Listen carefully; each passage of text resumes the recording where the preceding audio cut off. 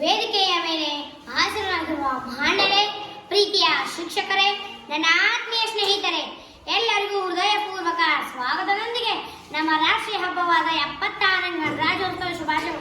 ಜನನಿ ಜನ್ಮಭೂಮಿ ಚ ಸ್ವರ್ಗದ ಪಿ ಗರೆಯಸಿ.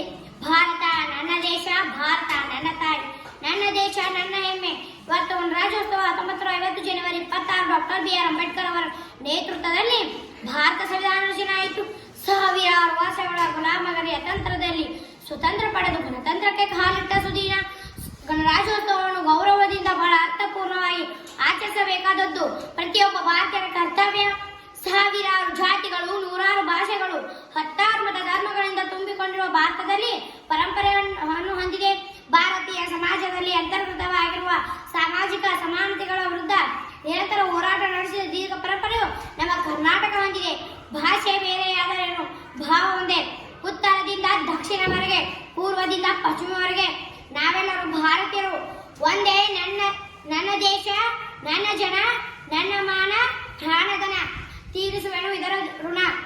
ಈ ಒಂದು ಜನ್ಮದಿ ಸ್ನೇಹಿತರೆ, ಪೂರ್ಣ ಸ್ವರಾಜ್ಯದ ಈ ದಿನ ನಾವೆಲ್ಲರೂ ಒಂದು ಪ್ರತಿಜ್ಞೆ ಮಾಡೋಣ. ತಾಯಿನಾಡಿಗೋಸ್ಕರ ದುಡಿದು ಋಣ ತೀರಿಸುವ ನಿಜವಾದ ಭಾರತೀಯನಾದ ನಾವು ಕ್ರೀಡೆ, ಸಾಹಿತ್ಯ, ಶಿಕ್ಷಣ, ವಿಜ್ಞಾನ, ರಾಜಕೀಯ ಕ್ಷೇತ್ರಗಳಲ್ಲಿ ಭಾರತ ವಿಜಯ ಪತಾಕೆ ಹಾರಿಸೋಣ. ವಿಶ್ವ ಪಟದಲ್ಲಿ ಭಾರತಕ್ಕೆ ಅತಿ ಎತ್ತರವಾದ ಸ್ಥಾನ ತಂದು ಕೊಡೋಣ. ಇದನ್ನು